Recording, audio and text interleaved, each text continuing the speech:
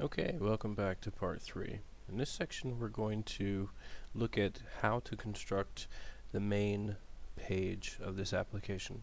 And essentially that's just like in the first video we showed you. We're going to define this new page with this new panel that takes up the entire area of the center screen. Now we've already defined those pages inside our directory, so I'm going to switch back to Visual Studio, and then I'm going to do a Control O here to open up the location of where we're actually storing those files, and I'm going to click on the SO Twitter page. This is going to be our main page, so I'll go ahead and I'll open that up. Now since this is our main page, this is where we're going to have to actually define the page definition. This is going to look very similar to the page definition defined for the contact page, for example. In fact, what we could do is come in here and simply copy the entire thing from the contact page and just paste that right into here. Okay, with that content pasted in, I'm going to go ahead and temporarily get rid of this data section. We'll come back to that later. And now I want to just take a look at and focus on the rest of this. So the contact page I'm going to want to change to be the same name as my page for the ID. So this case will be Twitter page. Now the reason I want to keep the panel references here specifically for my main page is because I'm also going to want to include on my page the menu panel, the button bar panel, and the navigator panel. Those things make up, that's right, this is the menu panel here. Here's the navigator panel. And down here is the button bar panel. And my panel here is going to be called the Twitter panel. So let's go ahead and change that to be Twitter. Now, if this was the case, what would actually have to happen is I would have to create a new file called sotwitterpanel.config, and this reference would point to that page so that when the page builder, the 6-web framework, loaded this page, it would know how to call for or reference and load the content that is supposed to be in this panel. Now I'm not going to create a separate page to contain the panel content. There are enough examples on how to do that just by looking at, for example, the contact panel. Right, that just defines the contact panel up here and then all of the cards that it contains. So what I'm going to do is instead just go ahead and create that panel inline in this page. Now every panel requires an ID, and for this ID I'll just call this the Twitter main panel. Well, it's the only panel. Okay. And also panels have to contain a type. Now in this it's going to be a little bit tricky, so try and stay with me here. We're going to define this as a splitter panel, but it's actually not going to come out looking like a splitter panel. But let's go ahead and stick with this panel element definition. Every panel requires an SO protocol. Every panel in view requires an SO protocol. And for this one, for the panel protocols, they need to be called the same thing as your page. So my page is called Twitter, so I'm going to go ahead and name my SO protocol for my panel Twitter as well. Great. Now for this panel, it's going to have a panel type of main. Very few have anything. Actually, I'm not even sure if any other panels have a different panel type. Oops, panel type equals main. And then you can also specify a placeholder ID. If I can type here, that would be great. And we'll call this main placeholder. Okay. Now, panels contain cards, so I'm going to go ahead and define a cards element, and for every cards element contains one or more card elements. So this is where it gets a little bit tricky, because now I want to specify that this panel is going to be of type splitter panel, which is the look that you get here, right? Because you have these splitters here that you can move, but I don't actually want to define the splitters. I want to have a one large panel here that is very similar to, if I click on Hugo, I get the browser panel. Now I want the browser panel look and feel, but instead of having a web panel here that brings in a web page from an external resource, I want to actually place an archive control in here so that I can list all of my tweets. In order to do that, I have to specify my panel as a splitter panel type, but I have to specify essentially, I have to specify 4 cards total. The first card is going to be the main card that holds my archive control, but the other 3 cards are going to represent essentially just bogus placeholders for the splitter panels. So I'm going to call this dummy 0 through 2, and it's going to have essentially represent the left pane, the right pane, and the bottom pane as well. The card types are all main cards, and the types are SO tabbed card. Now I really don't want to focus on these cards because I'm not going to do anything else other than define them there so that the framework will at least be able to discover them, but essentially it will ignore them at the same time. So this card type is going to be our main card, and just like every other singular element, this requires an ID. So I'm going to go ahead and specify this ID equals, let's call this Twitter card.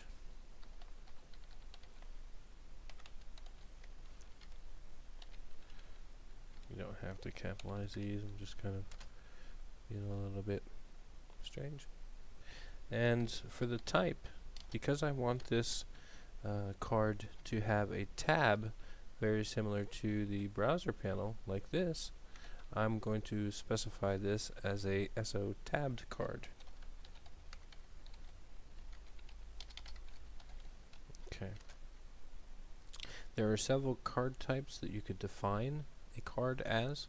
In this case, it kind of makes sense to have it as an SO tabbed card. Different cases require different card types, and all of those card types are defined in the top of the SO object mapping config file. So if we open this up real quickly, you'll see the different card types that are defined throughout the framework. Okay, we won't cover these exactly right now, but as we work through our solution, we'll explore different types of cards and use them where they're applicable. Next, we're going to want to have to specify a card placeholder ID. So actually before that, we can go ahead and specify a card type, and card types are going to be just like below, main card, and then placeholder IDs are used when positioning the elements on the actual rendered markup. So we'll just specify this as a this is kind of special. This, because it is a splitter panel type that we're contained in, this card has to be called one pane placeholder. One pane placeholder. Okay? Now, for cards are also used for positioning on the form. So you can specify things such as height and width and z-indexes and things like that. So here we'll specify a height equal to 100%, and then we'll specify a width equal to 100%, and we can also specify a z-index. We'll just give this, this is obviously going to be the topmost element, and I'll just go ahead and save those changes. So now what we have is the page definition, all of the panels that we're going to require to make up the whole page in our application, and we've begun to define our main panel on our page.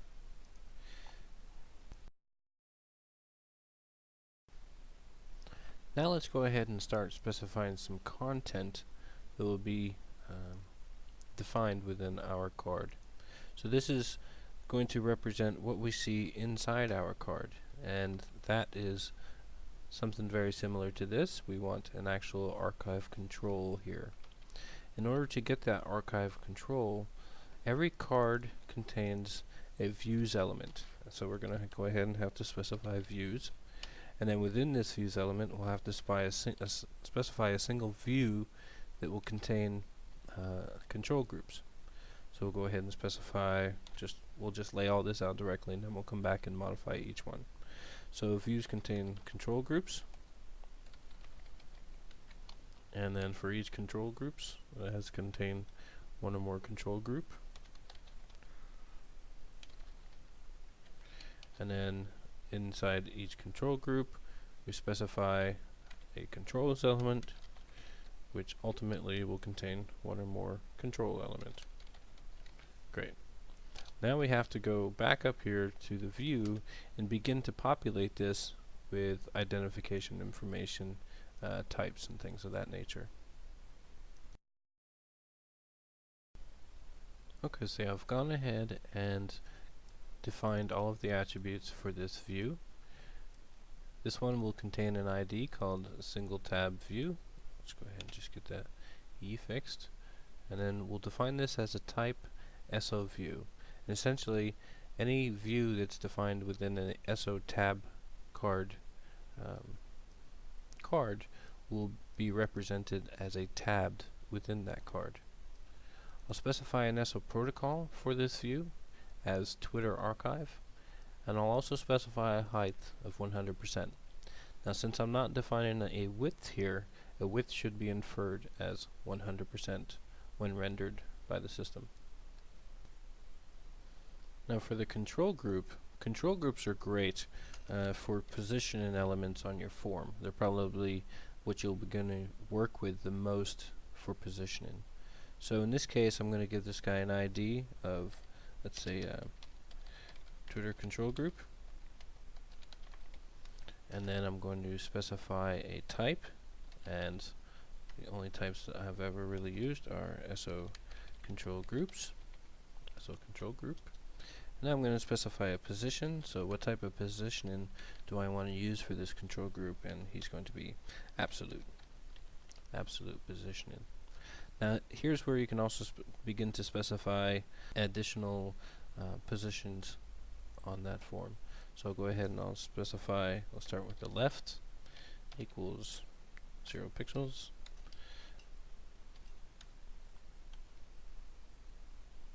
Okay. That's it for our control group. And now we have controls and control. If we take away the control, let's actually see, I'll save this, if we can render this inside our application yet. So the Twitter page should have been picked up by the application configuration because we registered it. So let's go ahead and try this. I'll just issue out an SO protocol, and if I just say Twitter and I hit enter, what happens? I get this little error that says there's a data handler problem. Data handler with ID history data handler not found. And that is because in our page definition, it's actually not defined. So up here in our page, remember I deleted that data section? And pages and panels, or I'm sorry, pages and dialogues depend on this data section specifically to have data handlers that will act as actions, or these view models behind the views that are rendered to the page, and they essentially handle updating the current system, specifically this history data handler problem, as well as managing what's going on in the navigator panel and also the menu panel. So we need to add those back in. So let's go ahead and do that. Okay, so I went ahead and added these data handlers in. They're data handler definitions for the navigator data handler, the time zone data handler, and the history data handler. Now if I save this and then come back to our website, see if I can try and come back here, try and recover from this. We'll get back to the login. We'll come back to the last known location, good origin, and then we'll say Twitter. And what's going to happen now? Aha! We actually are beginning to see our page, which is good, but it doesn't have a caption yet. Okay, let's fix that. We'll go back here. We'll see here on the panel within this view. Okay, we've defined an SO view. This view requires a caption element. So then we'll call this Twitter. I'll save that. I'll come back here and I'll refresh. And now we have our Twitter main page coming up. Now it's up to us to begin defining the controls that's going to exist here inside this control element, or in this controls element. So we'll define control, and now we need to start to define our control. Okay, so now looking at our web application, how do we get to here without actually clicking on the or issuing an SO protocol in the query string? This is where the navigator configuration comes into play. So now if I switch over to the SO navigator config file, which we copied into our configuration folder, we'll go ahead and open up SO navigator panel, and then I'm going to look underneath the contact button. Right, so I just want to make it easy and convenient in order to define that. So I'm going to place a button in between company and diary. Okay, this is done quite easily. I'm just going to again steal the markup here from the contact control. I'll just paste that in underneath, and then we start to change some of the properties here. This is no longer the contact button, it's going to be called the Twitter button. It's of type SO tool button. I'm going to change the caption that's shown to be Twitter. For the tooltip, instead of using the tooltip provider, I'm going to just also say, tweet on Twitter. Okay. The on-click event, this is what happens when you issue the click. It's going to call the page update method, and now I'm going to issue in the SO protocol for the name of my page, and that's Twitter. I don't want a callback, but if I did want a callback, something to happen, I would specify it here inside as this parameter. On the click, on the on-text click event, I want to issue the same page update.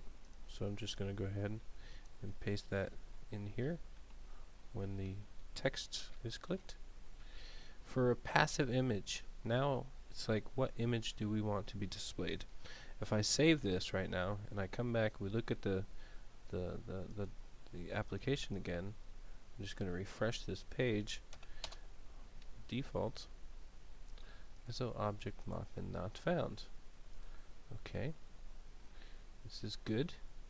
There's a problem with get object mapping. Come up here and see if I can issue a flush command and see if that helps out at all. Just log back in, and object without a mapping name is not found. Okay, are there any changes that we did to our application? Alright, coming back in here, there's controls element. Let's just delete that controls element. It's kind of an empty controls element. There's nothing there. So let's try this again. I'll log back in. Okay, it did not like the fact that we had the control defined without being a specific type. Don't do that. Okay, and the reason why our company element is not shown up here, the duplicate, is because I actually went back into here and deleted the code that we had created. So let me go ahead and just add that back in. I'll add it back in our Twitter button, and let's go ahead and save that now that we know what the problem was. And I'll come back here and I'll just refresh the page. Now we should see a new button here. If I hover over it, says tweet on Twitter, right? I can click on company. Company comes up. Now if I click on Twitter, Twitter page shows. Okay, now we want to change this icon, and we can do that quite easily here inside the Twitter button control definition. We need a passive image, which is going to be displayed by default. We want an image that is displayed when it's disabled. We want a selected image, and we need an image when we hover over. And essentially you can see the behavior that happens when I hover over the company button. When I press down on the mouse, you can see that there's now a red shadow down in the bottom right. And then if I didn't have the rights to view companies, then it would show up as disabled. Okay, so most of the images in the system are specifically for the buttons are defined inside the images directory of the website. So now if I just close this out and I come down and I look inside images, down in here is where we're going to find company button and all of the other ones defined for that site. So here they are: company button disabled, etc. Now I've gone ahead and created some specifically for Twitter, and they're called Twitter button disabled, etc. So we'll go ahead and just rename that from company to Twitter. And I'll just copy that and see if we can see those new buttons for our Twitter button. Okay, I'll save that, come back to the main page. I'll go ahead and refresh. And here's our new Twitter button. It's got the default, and then if I hover over it, it's got a bit of a glow. If I press down on it, it's got a bit of a shadow, etc. So there it is. There's our new Twitter button.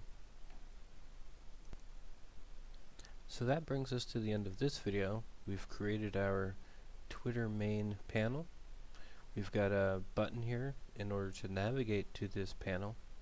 And now, in the next video, we're going to see how to create a login dialog. The idea is when a user clicks on the Twitter page, if his credentials for the Twitter site are not found in the system, the dialog will present itself so that the user has an opportunity to submit these credentials, click on login, and then all of his tweets and the friends' tweets that he's subscribed to or follows will show up inside the archive control. And we still have yet to define that as well. But let's go ahead and start working on that login dialog first.